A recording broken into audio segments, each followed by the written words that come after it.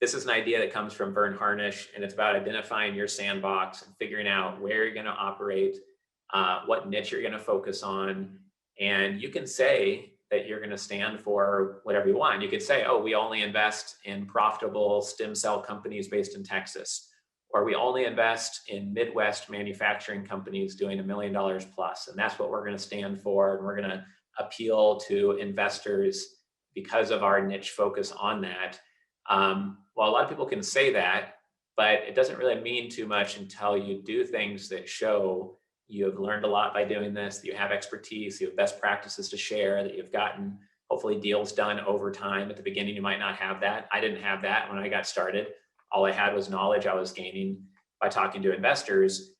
And if you put in here Midwest manufacturing companies, $1 million plus, or you put in here San Diego-based stem cell companies, whatever your niche area is, that you want to be known as the number one person in that area or the number one provider in that area of investments, it could be broad or small, then that would be the sandbox that you're trying to compete for.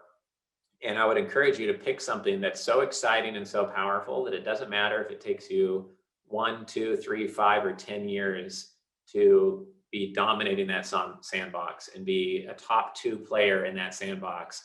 It doesn't matter how long it's going to take. The rewards would be so large that once you got there, it would be worth all of the effort. That type of motivation is what's going to allow you to do a lot more than everyone else. And the people who do not want to take action on the next exercise we're going to do, in my experience, don't have a dialed in definition of what is their sandbox, what's their competitive map of the area they want to occupy. And this can slightly be tweaked. You could have a sandbox within a sandbox. You could have ones that are adjacent to each other over time. It's best to focus on one to begin with, 2 at most, but really I'd narrow it down to one area that you really want to be known for. And this will be something that will help you move past competitors that don't have this clarity. I've never seen anyone talk about this, and I've spoken at 250 events in 14 countries that I didn't host myself, speaking at other people's events. That's how I got into hosting our own events, and no one ever talks about this. So what you want is that if you don't build up walls around your sandbox, it looks like this. And any toddler could walk along and enter your sandbox. They don't need to have experience. They don't need expertise. They don't need money. They just say, hey, we stand for this.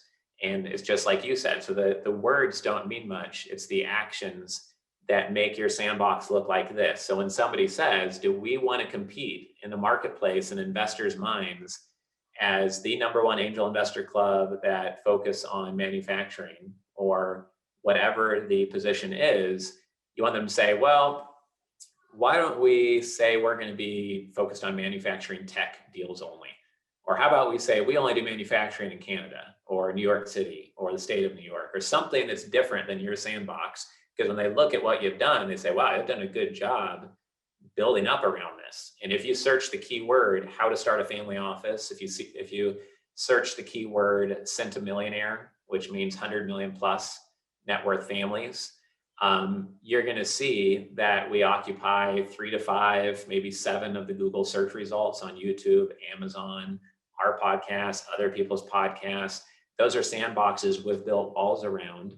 We can't limit someone else competing against us directly, but we can make their life hard doing so in a way that just adds value to investors. So it's a way to be very generous to potential clients or investors, but others might see you as hyper competitive because you're putting out a lot of helpful content and genuine resources on this specific area, which just means they need to pick a different sandbox and not make yours, too crowded. You're preventing your space from becoming too crowded. All of our niches are getting more crowded all the time. We all have 10,000 competitors on a very broad basis that run a real estate investment firm, private equity fund, an operating business raising capital, or 100,000 competitors in some of these cases, or much, much more. And if you choose a niche too broad, that's not even a niche, like I want to be an expert on the stock market or penny stocks, surprisingly, there's a couple hundred people fighting in the sandbox to be the penny stock expert because there's money to be made for that. It sounds like a small area, but you have no hope of being the number one expert on the stock market. You're competing against, Kramer and Warren Buffett and Ray Dalio and a bunch of other people that for 30, 40 years have been dedicating their career to some version of that positioning.